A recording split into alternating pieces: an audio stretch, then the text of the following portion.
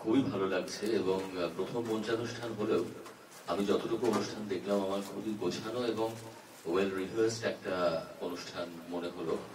আর এরকম একটা অনুষ্ঠান, এই ধরনের অনুষ্ঠান তো বাঙালির খুব কাছের অনুষ্ঠান। মানে আমরা সবাই গল্প, কবিতা এবং গান এটা নিয়েই বাঁচি।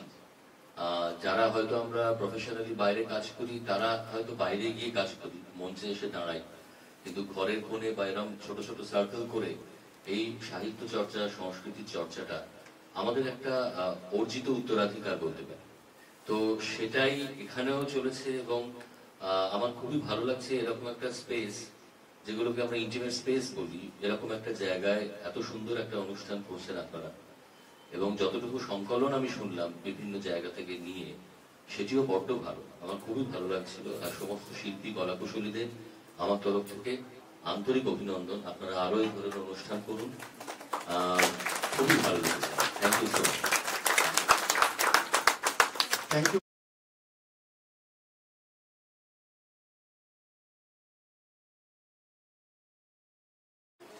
অনেক না পাওয়াকে যখন সে কল্পনায় বাস্তব করে আর সেই বাস্তবের ক্ষণিক সুখে নিজের না পাওয়াটিকে বাঁচিয়ে তুলে আনন্দ পায়, তখন আমরা অনেকেই সেই সূক্ষ্ম বাঁচতে যাওয়ার আগ্রহের দাম দিই না। প্রবঞ্চকের তকমা লাগিয়ে তাকে আমরা ঠাট্টার পাত্র করে তুলি, মূল্য দিই না তার না পাওয়ার যন্ত্রণাকে, বড় করে দেখি তার মুখ থেকে। সেরকম একটি গল্প আমাদের আজকে নিবেদন, সুরভির টেলিফোন। রচনা ও নির্দেশনা ভাস্কর গাঙ্গুলি। পাঠে ও অন্যান্য চরিত্রে আমি অর্পিতা ভট্টাচার্য ও সত্যব্রত গুপ্ত। অতীনের কণ্ঠে বধিব্রত সিংহ এবং সুরভির কণ্ঠে সুজাতা মণ্ডল বড়ুয়া। এই গল্পে ব্যবহৃত অতুল প্রসাদী ও রবীন্দ্র সঙ্গীত দুটি গেয়েছেন লোপামুদ্রা চট্টোপাধ্যায়। আবহ বাসব ব্যানার্জি। শুরু করছি আমাদের আজকের উপস্থাপনা, সুরভির টেলিফোন।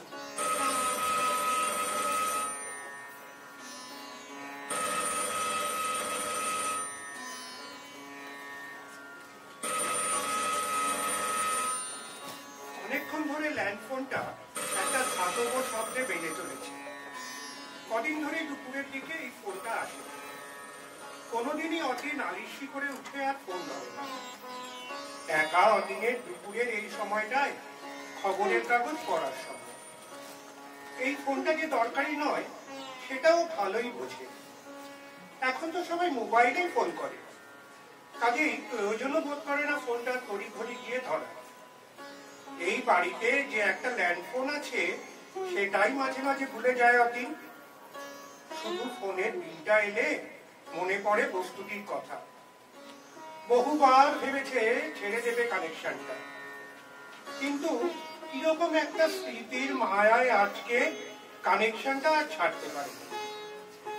এই তেপান্তরের প্রান্তে যখন ওরা এই একচিলতে বাড়ি করে ভবানীপুরের যৌথ পরিবারের পা গুছিয়ে চলে এলো, তখন নানান বড়লোকি জিনিসের সাথে অনেক কাঠখড় পুড়িয়ে এই ল্যান্ডফোন।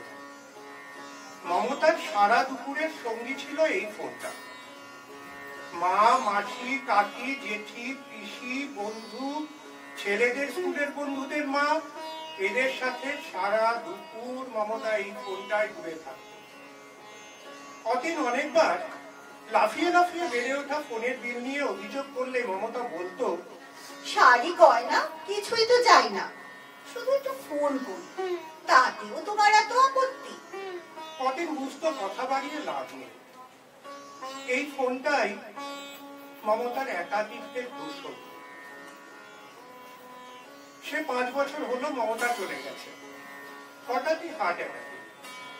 2 ছেলেই প্রতিষ্ঠিত, দেশের 2 প্রান্তে নিজেরা সংসার পেতেছে। অতীনও অবসরের পর ভেবেছিল ঘুরে ফিরে ছেলেদের কাছে থাকবে, কিন্তু কয়েকবার তাদের বাড়িতে গিয়ে তাদের আতিথেয়তায় বুঝেছে একা থাকাই শ্রেয়। দূরে থাকলে সম্পর্কটা ভালো থাকে, অতঃপর অতীন নিজের বাড়ি, বাগান, বই, খবরের কাগজ, রাস্তার কুকুর বেড়াল আর বন্ধুদের নিয়ে এই বেশ ভালোই আছে। খাওয়া দাওয়ারও কোনো ঝামেলা নেই, হোম ডেলিভারি। ওষুধ বিশুধ সেও হোম ডেলিভারি। মোটের ওপর এসব নিয়ে অতীন বেশ সুখেই আছে।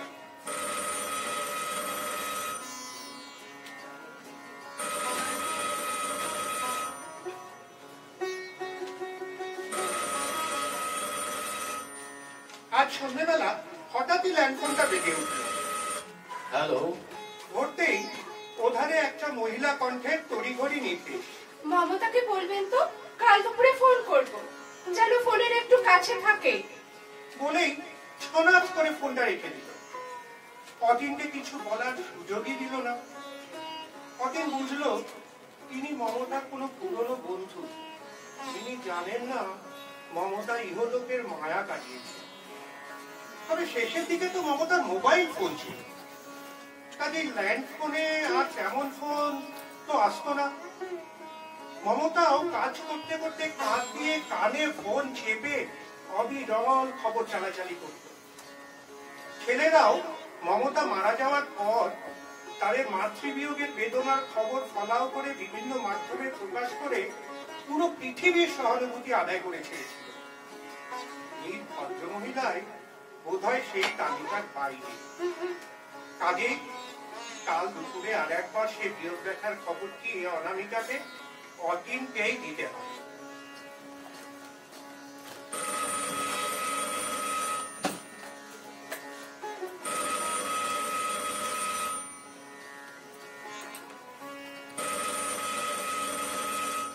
কাঙ্ক্ষিত ফোনটা এলো তখন প্রায় দুটো।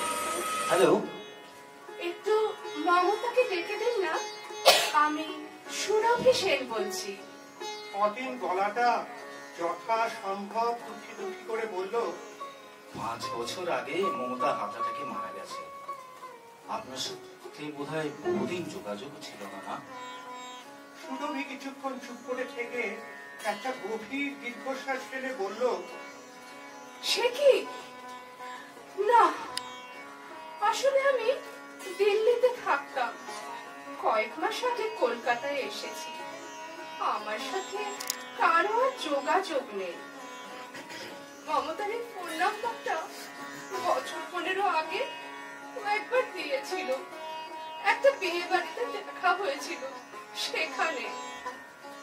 অতীন ফোনের ওধারে সুরভির গলা ধরে আসাটা বেশ বুঝতে পারে। বলে, আচ্ছা তাহলে রাখছি, ভালো থাকবেন। ভদ্রমহিলাও আচ্ছা, আপনিও ভালো থাকবেন বলে আস্তে করে ফোনটা নামিয়ে রাখে। অতীন অনেকবার ভেবেও এ সুরভি সেনকে উদ্ধার করতে পারল না। মমতার এইরকম নামের কোনো বন্ধু আছে তাই অতীন জানতো না। স্কুল ফাইনাল পরীক্ষার পরপরই মমতার বিয়ে হয়ে গিয়েছিল। যা দুটি কয়েক বন্ধু ছিল তাদের একবার ওদের বিয়ের পরে অতীন সিনেমা দেখাতে নিয়ে গিয়েছিল। সে দলে সুরভি তো ছিল না। অবশ্য কোথায়, কিভাবে, কখন মমতা বন্ধু পাঠিয়েছিল তার সব খবর অতীনের কাছে নেই।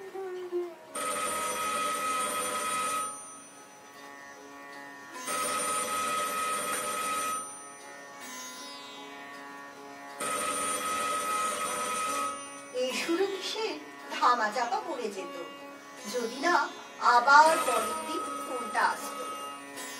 আবার সেই সুরেলা মেহেদি গলা। হ্যালো। আপনি কি অতীন বাবু? আসলে আপনি আমায় ঠিক চিনবেন না।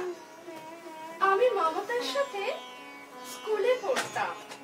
ওর বিয়েতে আমি যেতে পারিনি, তাই রাগ করে ও আমার সাথে যোগাযোগ রাখে। কাল খবরটা পাওয়ার পর থেকে মনটা ভীষণ খারাপ হয়ে আছে। আসলে এত চমকে গিয়েছিলাম যে ঠিক করে আপনাকে একটু সমবেদনাও জানাতে পারলাম না। 5 বছর পর অতীন এই অযাচিত সমবেদনার ফোনে একটুও খুশি হলো না, বরং মাঝপথে খবরের কাগজ পড়া মন তুলে রেখে আসাতে যথেষ্ট বিরক্ত হলো। কিন্তু একজন মহিলা যে ফোন করেছেন ভদ্রতার খাতিরে দুটো কথা বলতেই হয়। হ্যাঁ, সে তো বটেই। ছোটবেলার বন্ধু তো নিজের প্রতিবিম্বের মতোই, তাই কষ্ট হওয়া তো খুব স্বাভাবিক। এবার সুরভি বলে, একদম তাই। কাল থেকে নিজেকে কেমন ছায়াহীন কায়া মনে হচ্ছে। আমি আর মমতা একসাথে ইনফ্যান্ট থেকে পাশাপাশি বসতাম। ও যে আমার কি বন্ধু ছিল, কি বলবো। অদিনের বলতে ইচ্ছে হলো, তুমি কেন অভিন্ন হৃদয় বন্ধুটির সাথে যখন 15 বছর আগে যোগাযোগ হয়েছিল, তখন সে যোগাযোগ জারি রাখলে তো পারতেন। তাহলে আর একটু বড্ড করে আমার মাথাটা খেতে হতো না। ভদ্রমহিলা বোধ হয় অদিনের মন গড়গড় করে পড়ে নিয়ে বললেন, আপনাকে হয়তো অসময়ে ফোন করলাম না। এটা বোধহয় আপনার বিশ্রামের সময়। অদিন এবার ভদ্রতা করে বলে, হ্যাঁ, জানা আমি দুপুরে ঘুমোই না, একাই থাকি তো, তাই আর কি। আর আপনি মমতার পুরনো বন্ধু, সে অর্থে আমারও বন্ধুই হলেন। খামোখা বিরক্ত হও কেন?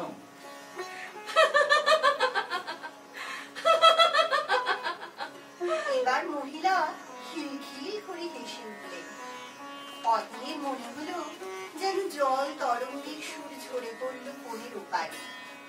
সুরভি তার কণ্ঠে সুরভি ছড়িয়ে বললেন, ঠিক আছে, তাহলে আপনাকে মাঝে মাঝে ফোন করব। আসলে আমিও একাই থাকি তো, তাই দুপুরটা বড্ড একাকিত্বের শব্দ নিয়ে আসে। তার নিঃশব্দ পায়ের আওয়াজ বড় ভয় ধরায়। তখন মনে হয় কারোর সাথে কথা বলি, তাহলে অন্তত নিঃসঙ্গতা খানিক কাটে। নানান সৌজন্যমূলক কথার পর ফোন আলাপ শেষ হয়। শুরুতে অতীন যতটা বিরক্ত হয়েছিল, ফোনটা রাখার পর সেই বিরক্তি খানিকটা ভালো লাগায় পাল্টে যায়। এত সুন্দর করে কেউ কথা বলতে পারে, সেটা অতীনের ধারণার বাইরে। আর মমতার মতো একজন পরনিন্দা পরচর্চা প্রিয় মহিলার যে এরকম একজন বন্ধু থাকতে পারে, সেটা ভেবে আরো অবাক হয় অতীন। মনে মনে আবার সুরভির সাথে কথা বলার আগ্রহ তৈরি হয়, কিন্তু তার ফোন নাম্বার নেওয়া হয়নি। আর যে পড়ে এভাবে অচেনা কাউকে ফোন করাটা খানিকটা অসৌজন্যমূলক। মাঝে কেটে গেছে বেশ কটা সপ্তাহ।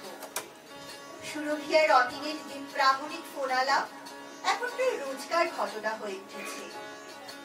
অতীন জেনেছে সুরভি ডোভালেনের বাড়িতে একাই থাকে। সে বাড়িতে দক্ষিণের বারান্দার গা ঘেঁষে একটা কৃষ্ণচূড়ার গাছ, আর বারান্দার রেলিতে জড়ানো জুঁইয়ের লতা। বিয়ের পর থেকে সুরভি দিল্লিতে, একমাত্র মেয়ে, নিজের সংসারে থিতু হয়েছে বহু কাল। স্বামীর মৃত্যুর পর কিছুদিন মেয়ের কাছে ছিল, কিন্তু ভালো না লাগাতে দিল্লির পাট তুলে দিয়ে কলকাতার বাড়িতে ফিরে এসেছে। বাড়িতে এক গাদা কাজের লোক সারাক্ষণ আশেপাশে ঘুরঘুর করে, তাই তো শুধুমাত্র দুপুরে সে ফোন করে।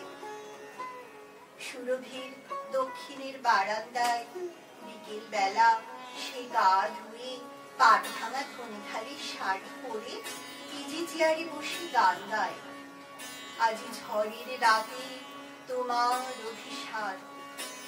অতীন বলেছে, ফটফটি বিকেলে আবার ঝড়ের রাত কি করে আসে? সুরভি উত্তর দিয়েছে, মনে যখন অন্ধকার থাকে তখনই রাত, আর অভিসারের বাসনায় যদি ঝড় ওঠে তাহলে সে তো অমানিসা। বলে আবারও জল তরঙ্গ বাজিয়ে হেসেছে। অতীনও তার সাধারণ জীবনের গল্প বলে, খবরের কাগজ পড়ে শোনায় সুরভিকে। নতুন কোনো বই পড়লে সুরভিকে পড়ে শোনায়, কোনো কোনো জায়গা আবার 2-3 বার করে পড়ে শোনায়।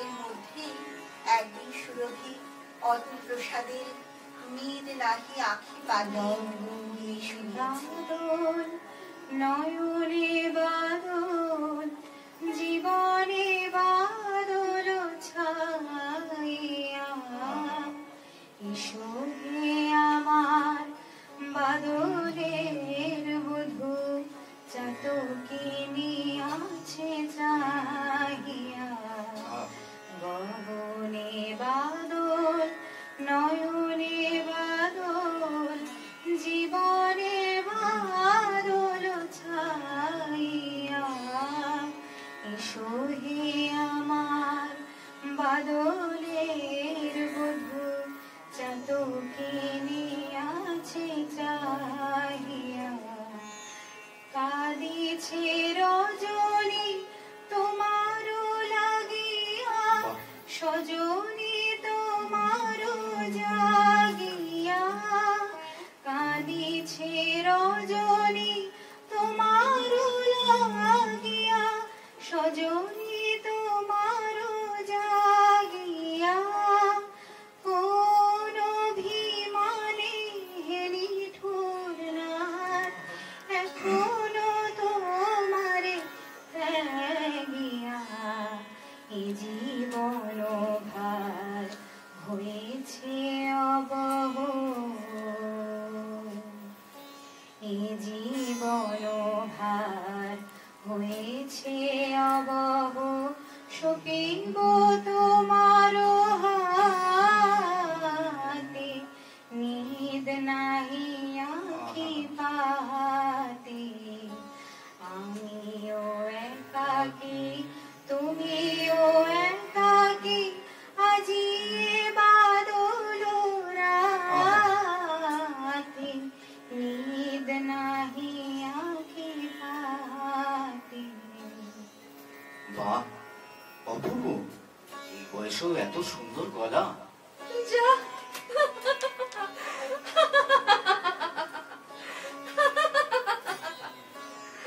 কিন্তু সুরভি মোবাইল ব্যবহার করে না, বলে জীবনের অধরা মাধুরী ভাবটা তাতে নষ্ট হয়ে যায়। সুরভির ফোন নাম্বার অতীনের কাছে থাকলেও সুরভি অতীনকে ফোন করতে বারণ করে, বলে চাকর বাকর কে ধরবে, সে বড় লজ্জার হবে, তার থেকে এই বেশ। দুটি একাকী মানুষের মধ্যে সেতু হয়ে থাকে প্রায় বাতিলের ফন্দি, কিন্তু কোথাও দুজনের পড়ার মাঝে কি কোনো গোপন বেদনার সুর একসাথে বেজে ওঠে না? একাকিত্বের অমানিসায় হারিয়ে যেতে বসা দুটি মানুষ খড় কুটোর মতোই সময়টাকে নিজেদের মধ্যে কি লালন করে না? হয়তো ভবিষ্যতে স্বপ্ন দেখে না, কিন্তু তবুও তো মন্দির ছোঁয়ার আকর্ষণকে অস্বীকার করতে পারে কি? সারা দিনের এই একা এবং একার মাঝে অল্প একটু হলেও সুখের অনাবিল আনন্দের স্রোতকে দূরে সরাতে পারে কি? দিন সাতেক হলো সুরভির ফোনটা আর আসছে না। প্রথম দু একদিনও তিনি ভেবেছিল বোধহয় ব্যস্ত বা ফোনটা খারাপ হয়েছে, তাই ফোন করতে পারেনি। আবার এটাও ভেবেছে শরীর টরীর খারাপ হলো না তো? এই বয়সে এসে এরকম ব্যাকুল হয়ে সে যে কারো ফোনের জন্য অপেক্ষা করবে সেটা ভাবতেই অধিক শিহরিত হয়, কিন্তু তার শিহরণ বৃথা যায় দিনের পর দিন। অদিনের মনে এখন সারাক্ষণ কখন তোমার আসবে টেলিফোন অবস্থা। রোজই ভাবে আজ ফোন না করলে ও নিজেই একবার ফোন করবে, কিন্তু আবার ভাবে যদি এর জন্য সুরভিকে কোনো অস্বস্তিকর অবস্থায় পড়তে হয়, তাই চেয়েও সুরভিকে ফোন করতে পারে না। কিন্তু এই করে 7টা দিন কেটে গেছে। অদিন নিজেকে আজ সামলাতে পারলো না, করেই ফেললো ফোনটা।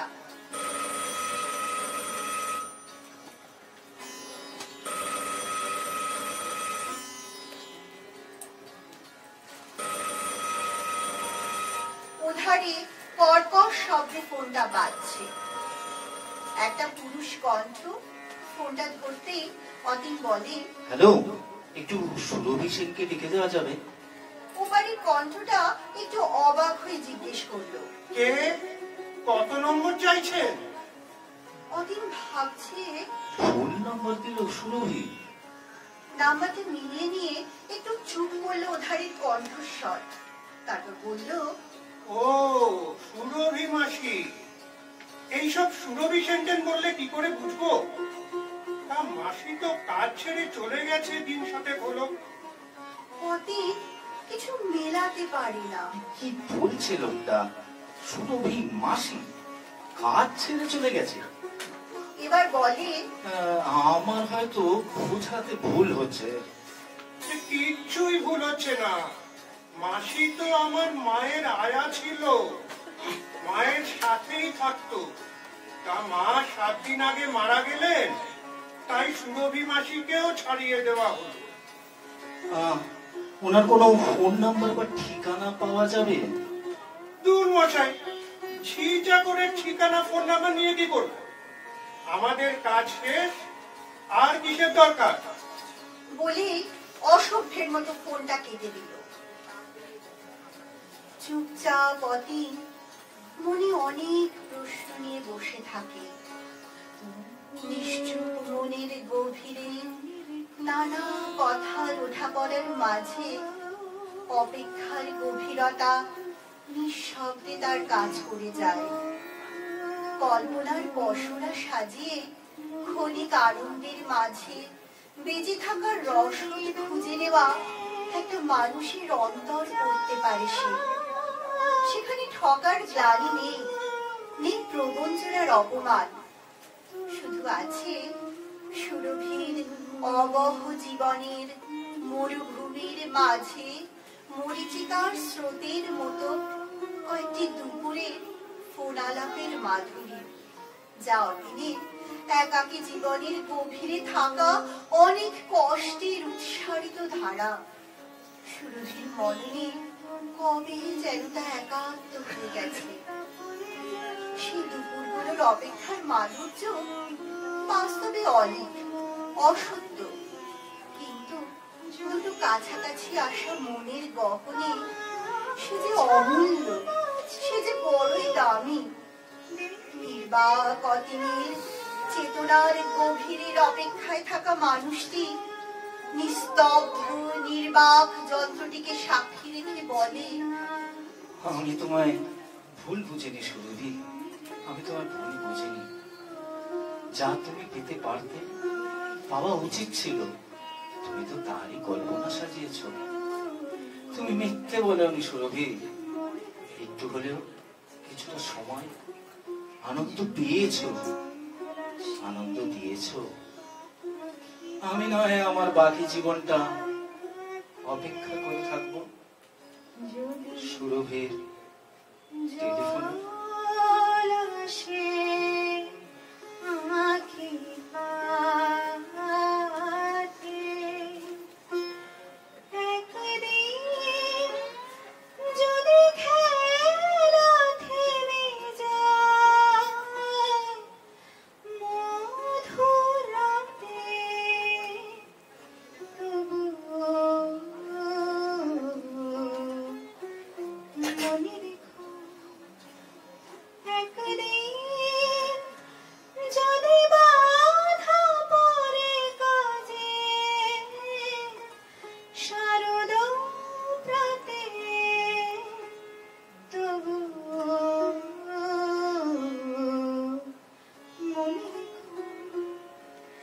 যদি পড়ি